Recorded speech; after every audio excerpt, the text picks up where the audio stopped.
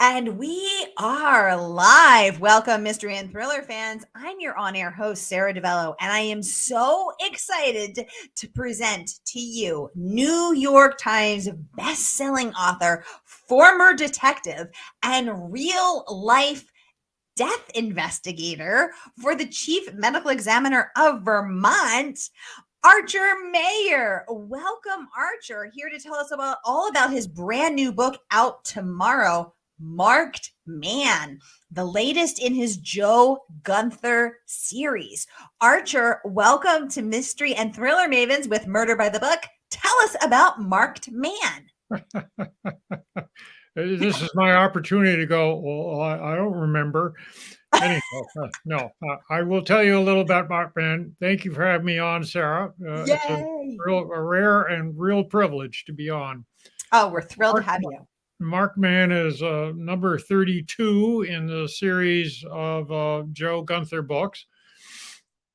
Joe Gunther is a Vermont-based police detective, and he is surrounded by a trustworthy little, group of people, his unit, his investigation unit, and their adventures have been chronicled since 1988 when the first book came out called Open Season.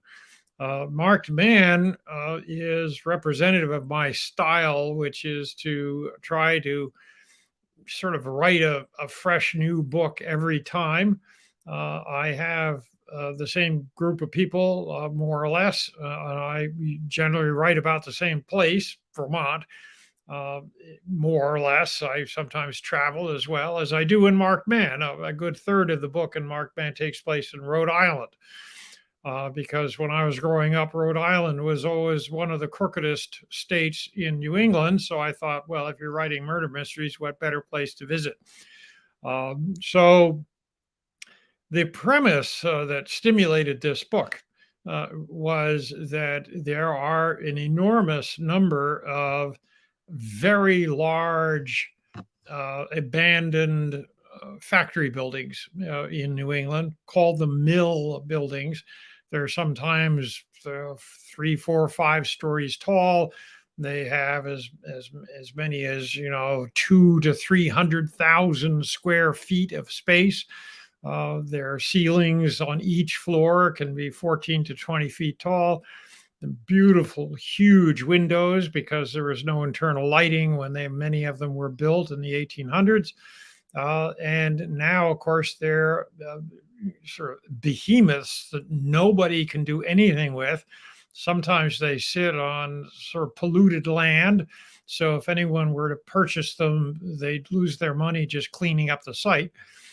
But all my life, I've been driving by these monstrosities and loving them because architecturally they're so redolent of history and sweat labor and all the workers that travailed in their embrace.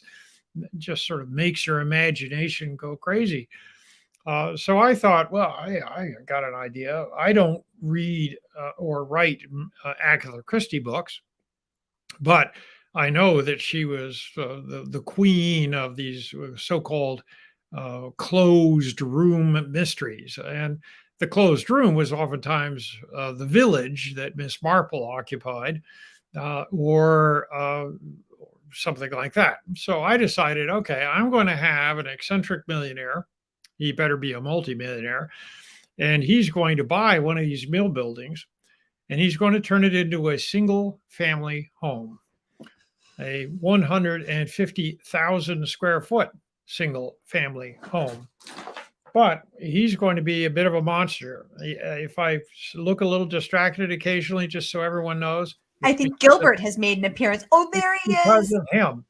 Oh, look at him. He's so cute. Archer, he wants to sit with you. Well, he is sitting. He's your co-host. And that's why we're going through a little bit of a wrestling match. So if things suddenly go blank, you'll know why.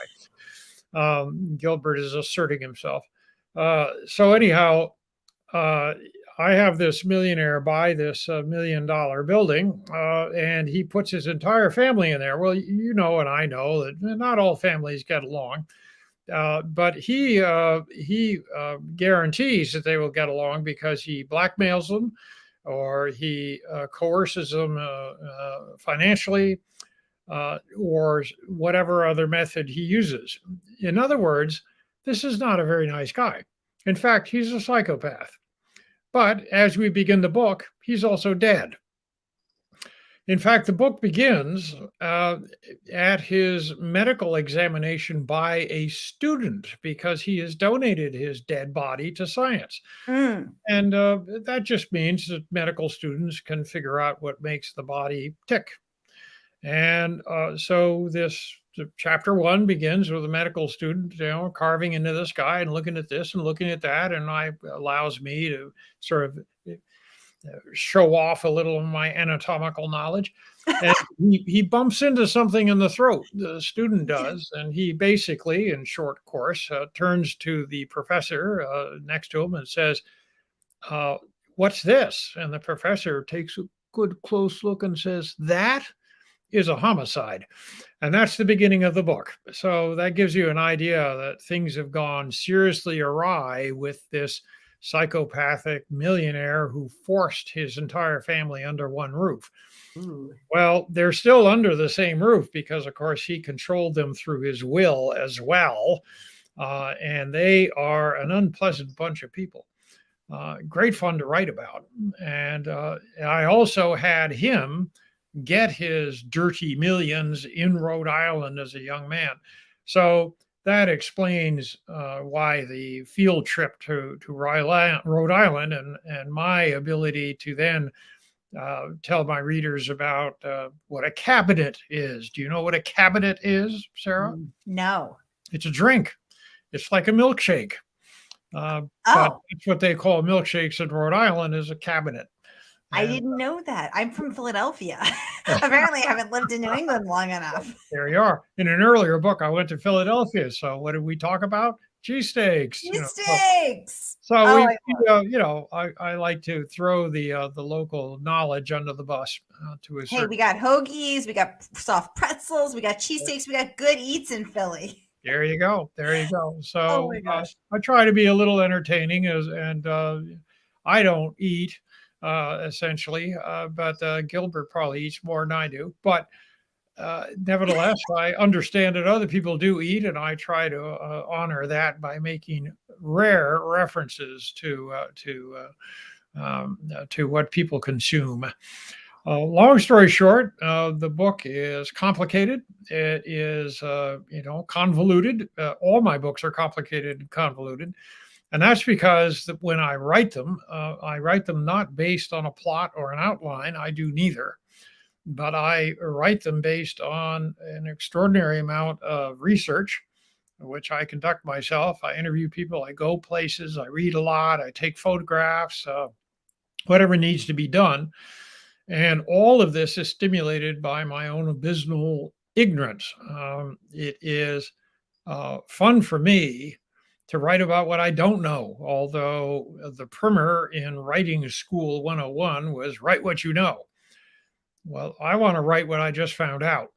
And what I found out are answers to my latest questions. So I began Marked Man by asking a lot of questions. One is, for example, what's involved in buying an old factory building? So I wanted to get that right. And on down the line. I probably interviewed up to 30 people and visited all sorts of places, as I said. And Marked Man is the final result. So I had a very good time. And the reviews, which astonishes me, I guess my checks actually got through, have been spectacular. I've gotten 2-starred reviews from periodicals who read the books way ahead of release, so that librarians and bookstores and whatnot know what they're getting. So I'm feeling pretty psyched about this number 32, to the point where number 33 is now finished, and I'm editing it as we speak. Well, not as we speak, but after we finish speaking, I'll go back to editing it. Ooh. Excellent. Well, I can't wait to hear so much more about all of this stuff. But first, I just want to welcome everyone who is watching with us tonight, watching on YouTube, watching on Facebook, watching on Murder by the Books channels, watching on my channels. Welcome, welcome, welcome. If you've been here before, you know the drill. And if you're new, we're so delighted to have you here tonight with Archer Mayer. And here's the drill. So every Monday for hashtag Mystery Monday, because you know Mondays can be murder. See what I did there? I give you two featured authors and you get to ask them anything. So here's your chance to ask the incredible New York Times bestselling author Archer Mayer, author of 32 and soon to be 33 books, anything you want about his writing, his research, his character Joe Gunther. Ask him anything that is going on in your brain, wondering about this really cool, super successful author. Get them going in the comments and I'll get them right over to him. I want to welcome Anne. I want to welcome Benjamin. Welcome Charlotte. Welcome Pam. Welcome Annette. Welcome Danny. Welcome Jerry. Welcome Susan. Welcome George. Welcome everybody. So great to have you here. Cynthia is saying, I love his homage to Agatha Christie. I love that too, Cynthia. Thanks for noting that. So Archer, did you, in your homage to an Agatha Christie locked room mystery, was this something you had always dreamed of doing, or you just lately got inspired to pay homage to Queen Christie? No. This is entirely spontaneous. I, like everybody else, I read Agatha Christie and Sherlock Holmes and Raymond Chandler and all sorts of fellows and girls and boys both, cranking this stuff out when I was younger. But I was younger a long, long time ago, so a lot of water has gone under that bridge. Nowadays, I mostly read history books, and the reason that I do not read murder mysteries much anymore is because if you do what I do, which is the death investigator and the ex-cop and the EMS and the firefighting and the writing of murder mysteries, the last thing I want to do is curl up with a murder mystery at the end of the day. I've had it right up to there with murders, thank you very much. So I have now peeled away and I stick with history and science books. However, all these people like Agatha Christie were very formative in my education, and they were as enjoyable to me as a younger man as they clearly are to Cynthia and so many others. And they're wonderful entertainment. But in addition to being entertaining, I always hoped that I could also be informative, insightful, and last but not least, perhaps even musical. And I say musical because I really pay very, very close attention to my use of language. And language has a cadence, a kind of a rhythm and a tempo to it. My goal when I write a book is to, in effect, do it seamlessly and elegantly enough that you don't hear my voice at all as a reader. Because when I'm reading, I want to turn that mental movie on in my head and see the whole show of my own creation. The writing may have stimulated the start of that movie, but I want to imagine the smells and the colors and the sounds and all the rest of it. And the eloquence of the writer is going to help get me there. And what's going to screw that up is when the writer makes a mistake or shows off or does something to break that fictional movie, that mental movie, if you will. And so that's what I really pay attention to when I apply my editorial talents after I finish writing a book. And I will edit for 3-4 months. So Agatha Christie was a starting point. But that was it. I wasn't going to write a book like Agatha Christie. She wrote her own books, and she did very well. Thank you very much. But she just stimulated the notion of a series of murders that all takes place under one roof. And so that was sort of the extent of my homage, if you will, to Agatha Christie. I don't go beyond that, and I certainly don't try to steal her No. her style. No, definitely not. Anne is saying she has really enjoyed your books. Anne, thank you so much for joining us tonight and for your comment. Archer, great to know you have so many fans and friends here.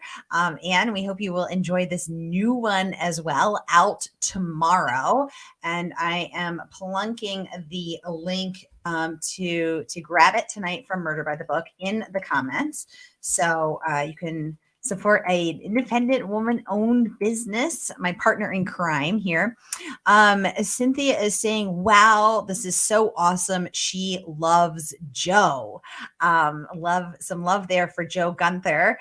Thank you so much, Cynthia. Melissa is saying, hi, Sara and Archer. His knowledge must be immense regarding the work he has done, and his books must be so interesting. Yes, Melissa, absolutely. His 30-second book out tomorrow, the latest in his Joe Gunther series, Marked Man. Again, I just put the link to grab your copy in the comments. But yeah, y'all, the book is earning great praise. So it has earned so far 2 starred reviews. Congratulations on that, Archer.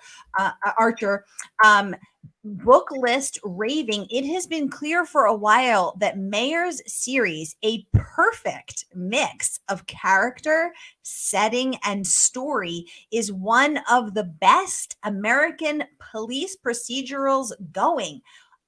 Archer, congratulations. I mean, what an incredible rave review. Again, not just a rave review, a starred review from Booklist. What's it like to be called perfect? Does that amp up the pressure for number 33? Or are you like, ha, I knew it all along? No. Trust me, I'm the bottom of 6 kids. I know that's just one guy's overuse of adjectives. My mother died at the age of 99, so I had a good many years to listen to just how imperfect I was. So none of this goes to my head, trust me. It's very nice to hear, but it's in no way, shape, or form accurate. I bless their enthusiasm and I thank them for their star, but the fact that they like this book is no reflection on my character. I'm as flawed as the next guy. Does it amp up the pressure on book 33 or this Oh, does good not Lord, affect you? No. No. Because at 33 books down the line, you know what, you're a well-oiled machine, or Yeah, in a way. I mean, I describe people. I'm like a professional sheetrocker. I finish one room and then I move on to the next room, and that's what I do. And the fact that after all these years, I better be relatively good at what I do. Well, I'm a little bit spoiled rotten because honestly speaking, I've gotten good reviews for my entire career. yeah. But the point of the exercise is that you set out to earn those reviews. You work to earn them. You don't ride on your reputation or your sense of self-inflated ego or anything else. And part of the way that I achieve that is that I used to be a book editor, and I apply the harshness that I employed as an editor, and I was pretty bloody minded, and I apply that to my own work. It's sadly out of reach, so I can't hold it up to the camera right now without disrupting everything. But I would show you, because I'm editing my manuscript right now, that it's almost difficult to see the typescript because it's so covered with penciled marks of my own making. And I'll for each 300-page book, I'll do that 12, 15 times, again and again and again. And what I'm trying to do, as I referenced earlier, is to hit that tonal quality, try to make the language rich and evocative and musical as I possibly can. I love that.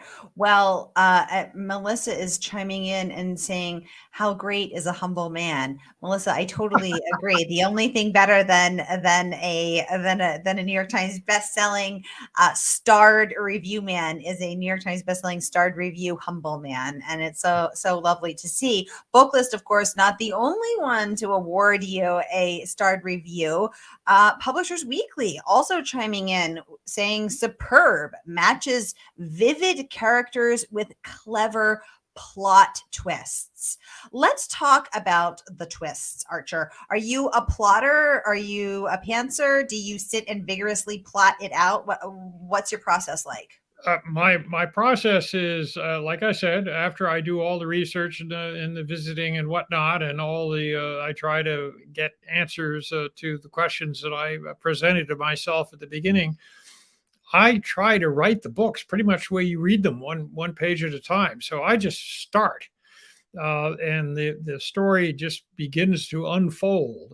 And I suppose, there's an element that you can teach anybody sort of how to do most things, and they'll do an adequate job. But what gets you over the hump into an element of professionalism is that you find your niche. You've got a I don't know, a bit of magic going on there.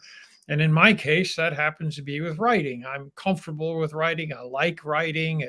The use of language I can get my hands around and mold like an artist might mold clay into a sculpture. And as such, this style of just telling a story and capturing it on a page is sort of secondary to me. I'm used to it. I traveled around as a kid. I never sat still. I've been living in Vermont. In fact, I've been in the same house for 40 years. But in the almost 30, in the extra 30 years before then, I lived in approximately 30 different places. So I just traveled to travel to travel. It was South America, North America, Europe. I wouldn't stop, and as a result of that, you carry stories in your head. And you constantly have to meet new people. You have to reinvent your history and how you interact with folks. You become a storyteller just to survive, and to fit into the society which you're only going to visit for a short period of time. So that all of that created in me this ability to tell tall tales, if you will, and it was kind of a natural fit. So I will write a book. Sometimes I even get the wrong bad guy. I oftentimes have no idea that a scene that comes in the next chapter is even there until I begin that next chapter. And then I go, oh, okay, well, this character needs to do this or that or the other. And boom, we're off at the races. And I'm somewhere where I didn't expect to go. Now, the research that I did previously supplied me with all of that. I research enough for 5 books, but I'm only writing 1. As a result, I've got extra stuff to draw upon as I write. So if I go left, when I thought I might have been going right, it doesn't matter. I've got the data in my head, and it allows me, to go back to the sculpture metaphor, it allows me to have way more clay available than I need. And so if the sculpture gets small or big or goes, in some direction or another, I've got the raw material available to apply. So it works pretty well. Now, as I point out, this sounds a little messy, and it is a little messy. Obviously, after 40 years of being a professional writer, it's less messy than it used to be. But nevertheless, that's where the editing comes in. You've got to edit. And if anyone asks me anything about writing, I try to stress to them that writing is only half of it. Rewriting is the other half. And you really got to be serious. And there's no such thing as, oh, I can't get rid of that paragraph. I spent so much time on it. And I'm inclined to say, well, if you spend so much time on it, it probably is not very well written.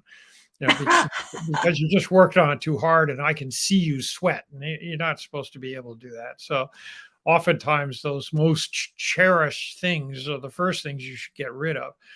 Ooh, interesting. So keep it, I have certain rules that I pay attention to as I edit. And one is say it once, say it well, and move on.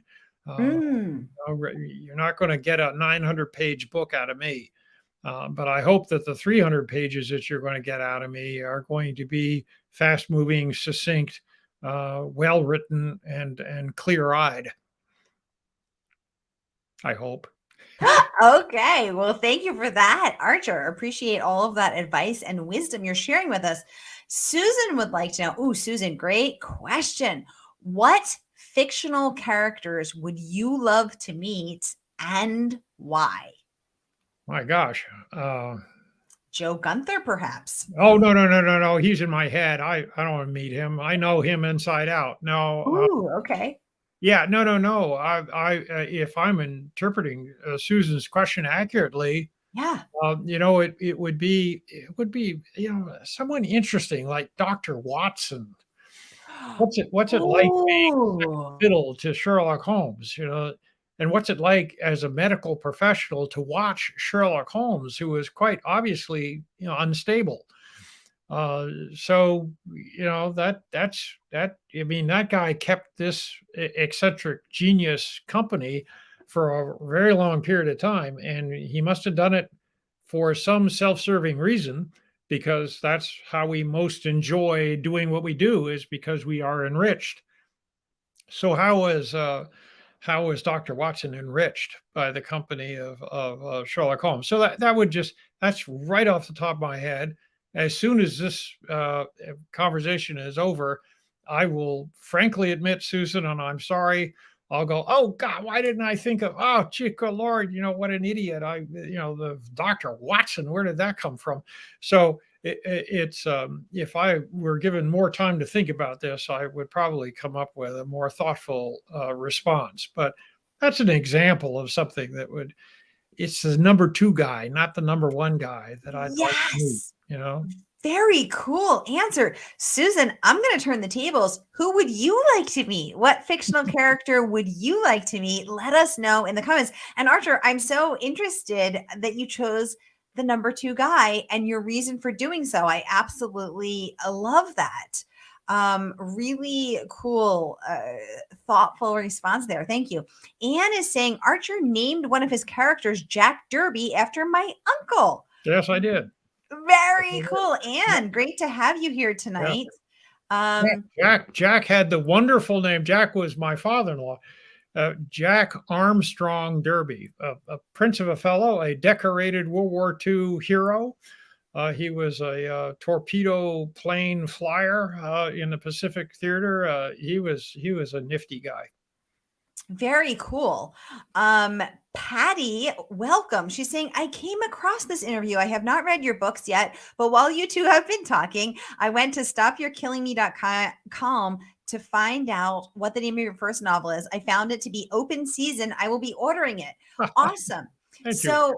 Patty, welcome to the conversation. So great to have you here. And for all of you who would like to check out Archer's backlist, that's what we call previous novels. I'm going to put the comment, I put the link right here in the comments so you can check out all of Archer's 31 previous novels.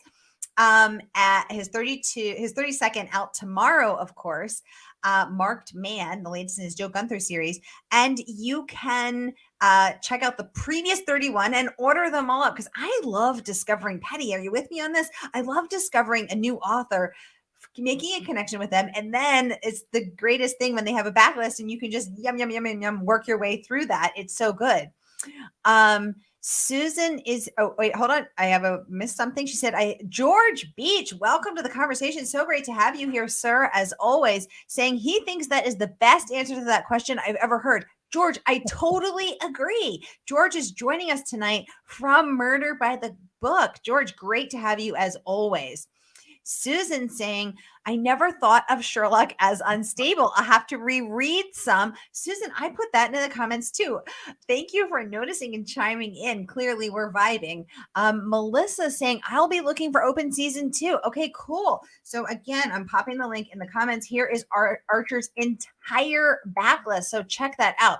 Now, one of the things, so I love police procedurals. I love the thrill of the hunt. I love putting the clues together. This works well for my type of brain, and I like to be in that chase, in that pursuit with the person who's investigating. And one of the things that I really love about your books, Archer, is that you have real life experience to bring to the table. So while it's really cool that that authors are sitting at home and imagining worlds. You are a former detective, an investigator in the sheriff's office in Vermont, and a real life, and I might say this wrong, death medical investigator. Tell us what that means and what you do. You're out there looking for dead bodies. Give us a skinny. Yeah, kind of. I don't actually troll for them, but yeah. Bring But out when, your dad. Yes, no, I don't do that. but when they find them, you're the guy they call, and then Yes, you yes, decide whether it's homicide or whether it's just a natural cause. Give it. yes, What's that yes, that's like? exactly right. Yeah, we call them unattended deaths, and they could be anything. They could be a 96-year-old guy found dead in bed in the morning, or they could be someone with a very sharp object just sticking out of his chest, which suggests not a natural death. Whatever the cause may be, no matter what the venue or time of day or the circumstances, if they are curious and they don't have a doctor nearby with a death certificate in her hand saying, I declare this person dead because she's been my patient forever and ever, and I told her to stop smoking and she died of lung cancer. That's an attended death, and I won't be called for that. But I will be called for all the other ones.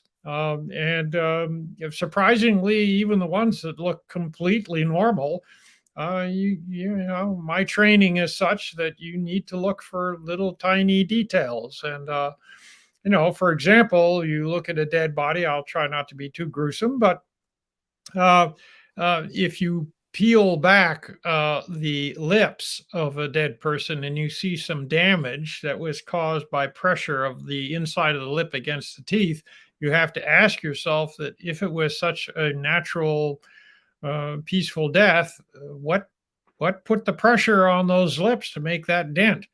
Probably a pillow or a hand, in which case it wasn't such a peaceful death after all. So these are the kind of things. That's just a very simple and easy example, but that's something you should pay attention to, and that's why they hired me to go out at 2 a.m. and other times of the day to do this job. Wow. Archer, I've never met anyone like you before. Very cool. Margaret Pinard, welcome to the conversation. A fabulous author based in the Pacific Northwest, our partner in crime over there in Portland, saying unattended death sounds like a good title. Archer. Yeah, it does. Actually, I should have used that instead of Mark Mann. So high points to you, Margaret. You know what? Hey, you still have 33 and 34 and 35 and beyond to do. Why don't you use it there and then include Margaret in your acknowledgments? I'm just brainstorming over here. Patty is asking, what are some of your favorite authors to read, Archer? She says, I have to read books in order. Ooh, I like that, Patty. She asks, do you have to read a series in order? Do you have to read your series in order? Also, what TV police procedurals shows are the most accurate? Patty, you're a woman after my own heart because I am digging the vibe of this conversation. Archer, let's take that piece by piece. So first of all, who are your favorite? Margaret is saying thank you for the help, Sara. Absolutely, Margaret. So let's take this piece by piece. Who are some of your favorite authors to read, Archer? Unfortunately, they're going to be names like McPherson and other names of American historians and others. I don't read murder mysteries, as I mentioned a little earlier, just because I'm sort of burned out on murder at the end of a long day, and I want to read something that brings my brain far away from that world. But also into books that are carefully and thoughtfully and well written. And so David McCullough and of course now I can't remember anyone's name, but Team of Rivals, Doris McKearns, Goodwin, people like that. And just so they're 700 and 800 pages long, and they're enough to put most people I know fast asleep. But I love that stuff. And I read science books as well. Right now I'm reading Deborah Bloom's the Poisoner's Handbook is the one I'm just finishing up right now. So I'll read anything and everything, but that's less interesting to folks who are probably eavesdropping right now. So I'll just go back to my previous answer, which was that when I was cutting my teeth in this business, I was paying attention to people like Ross McDonald, who used to write. He's deceased. His real name is Kenneth Miller, and he used to write a series of books that took place in California, featuring a guy named Lou Archer, who was a private eye. He was very appealing to me. And then, of course, the Raymond Chandler, Dashiell Hammett, folks like that. So they were hard boiled, sort of noir books. I like that. They're more atmospheric. I guess I make mine a little more introspective, a little more thoughtful, because I'm also trying to reflect modern literature. So Agatha Christie, while she told a heck of a plot, she didn't go into all the mumbo jumbo of what was rattling around in people's heads. So we know a little bit about Poirot's background, but we don't actually know what makes him tick, because that she didn't write those kind of books. And those are more modern books, so I pay homage to that, and I try to respect the modern taste in literature. So that's a little bit of what I read of my own. Now, in terms of the question as to do you have to read my books in order? No, I pay my readers enough respect that every book I write is a standalone novel. However, uh, do you get an enhancement if you read the entire series in order? Yes, you do, because these folks within the work evolve, and their romances may sort of intertwine and whatnot. In a single book, you'll get a vague reference to that, but if you read the whole series, you'll be able to really track who's who and how they interrelate, and what happened here versus what happened there. It's not like the Hardy Boys, where you get a little asterisk and it says refer to the mystery of the spiral staircase. No, I'm not going to do that to you. But I have heard from people that if you are inclined towards reading a series, do start early in the series and work your way up, because you'll get a double payment. Ooh, And I last love but that. not least, I keep interrupting you, but I'm cheating. I'm reading the question at the bottom. Perfect. Read it. Yeah. Let's The get to the very third last part. question had to do with which police procedural do I most respect on TV? Yeah. And it's the old-fashioned Law and Order. May not be a sexy answer, but they are the least likely to do outrageous and crazy things. As you can imagine, as an old cop, watching TV can be a noisy affair if you're sitting next to me, because I'll keep slapping my forehead going, you can't do that, or you wouldn't do that, or that's dangerous or stupid or illegal, or on and on and on. I try not to do that, but you could read my expression if you kept an eye on me instead of watching the TV. Law and Order, of course, obviously they're going to cut quarters, they're going to compress like crazy, they're going to wrap everything up, but they are nevertheless more reflective of the world I used to be in than most of the other ones. I watch some of these shows, and I mean they're entertaining. I'm not going to take that away from them, but let's not pretend that they're even remotely realistic. I love it. And my husband will be thrilled because he is a big Law and Order fan. And he always says he thinks it's the most accurate. So it's good to have it validated from a former cop and current real life death investigator. Margaret is saying he writes murder mysteries. He reads American history. I dig it. Hashtag history nerds. Archer, we're digging it. She's asking, what about Isabel Wilkerson? Do you read her? I will hang my head in embarrassment. I've never even heard of her. So she is a Pulitzer, a Nobel-winning journalist turned author who wrote *The Warmth of Other Suns* about the southern the migration of 7 million Black Americans over the course from 1975. From the turn of the century to 1975. 7 million Black Southern Americans migrated north to Chicago and DC, Philadelphia, and New York, looking for better opportunities. And she tells the stories of I can't remember if I think it's 4 of them, and maybe 5. I read it, and it is such a beautiful, heart-rending, heart-opening, amazing book. She's fantastic. I'm delighted. My major was American history in college. Of course, that was decades and decades ago. And funnily enough, one of my areas of interest was Black American history.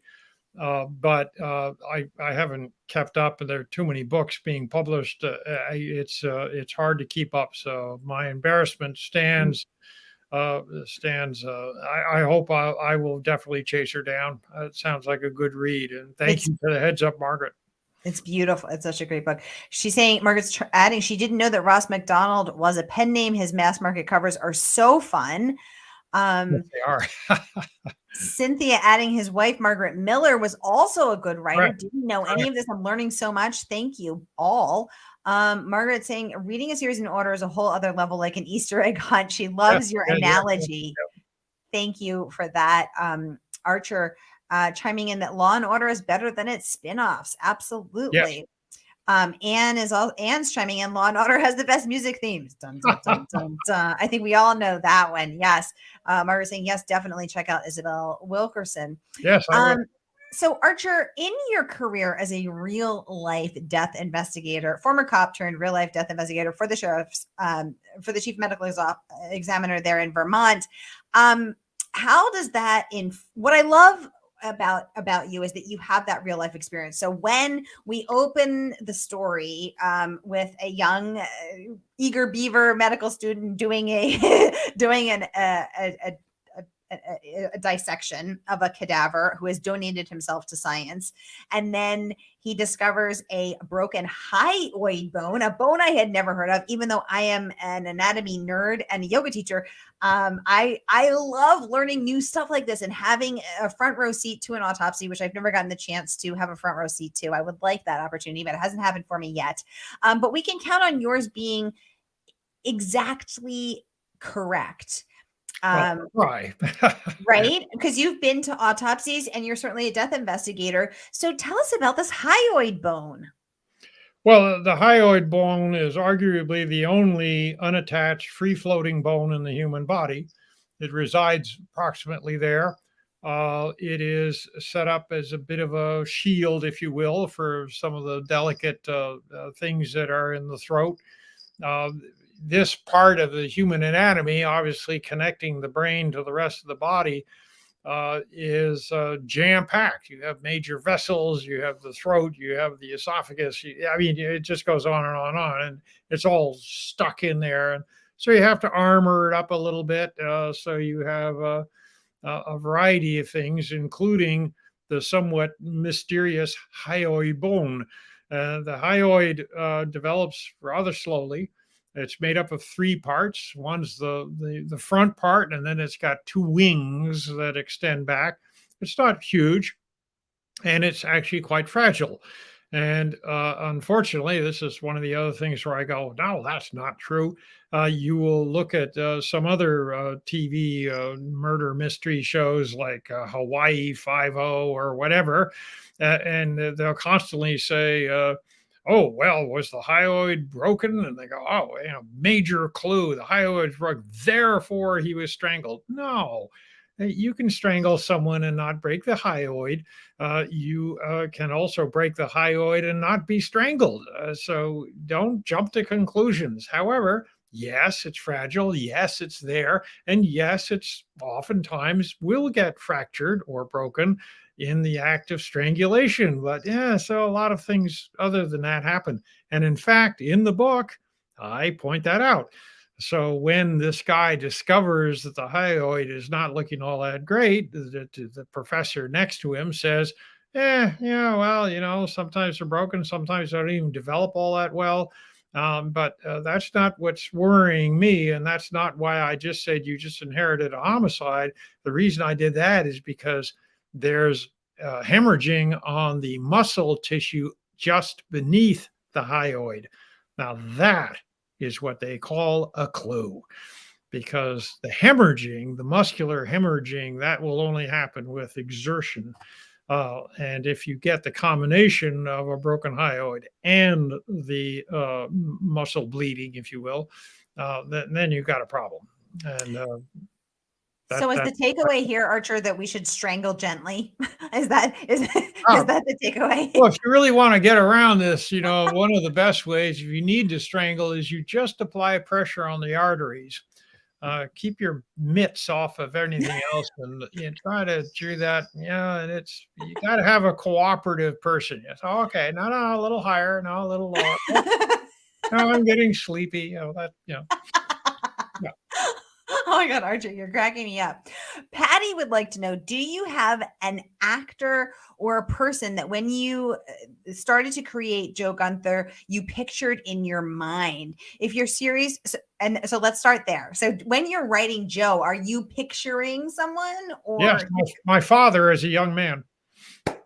I love that. Thank you for the great question, Patty. She goes on to ask, if your series were to be adopted for a TV series, who would you cast to play his part? Great question, Patty. Cool. Anyone with a pulse. You don't have an actor in mind? No? Okay. I mean, look at me, for God's sake. That means that most of the actors that I've thought of are dead of old age. Thankfully not strangled, so that's positive. Yeah, that I can't talk to, but no, I at this point, also, I will answer a little obliquely, just as I did with John Watson for Sherlock Holmes. Yeah, I might suggest the following, and that is that it's not my vision of the actor who should impersonate Joe Gunther that matters. I'm the writer of the books. I wrote the books. The imaginative creature that I created in Joe Gunther was my gift to your inventiveness, you being the reader. You have a vision of what Joe Gunther looks like based on my writing. My suggestion, therefore, is that if a movie maker wants to take hold of the Joe Gunther series and do a TV show or a movie or whatever, then it's up to her to visualize what she wants Joe Gunther to look like. Now, if that's Peter Dinklage, fine.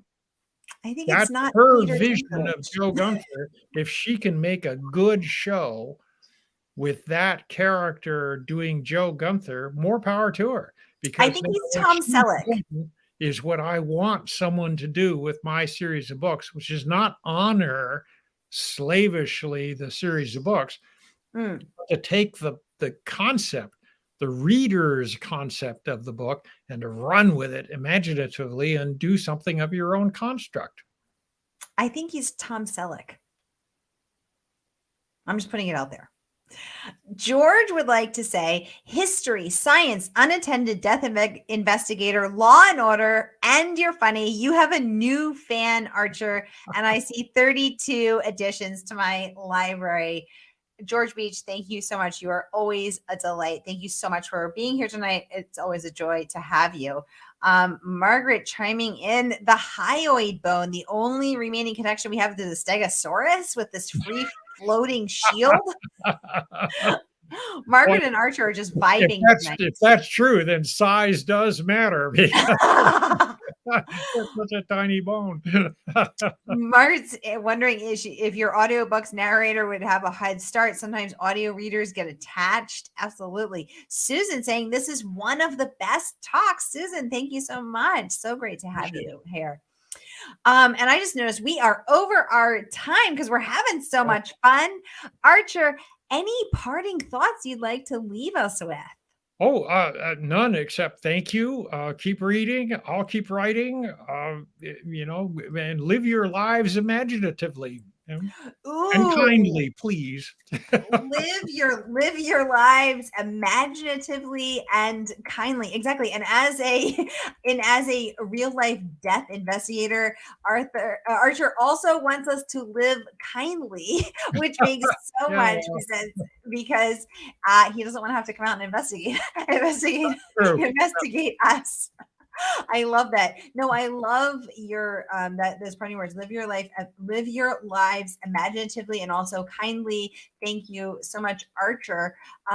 Margaret saying, "Yay, great interview. Live your lives imaginatively and kindly." I love that too, Margaret. It's such a lovely parting thought for us.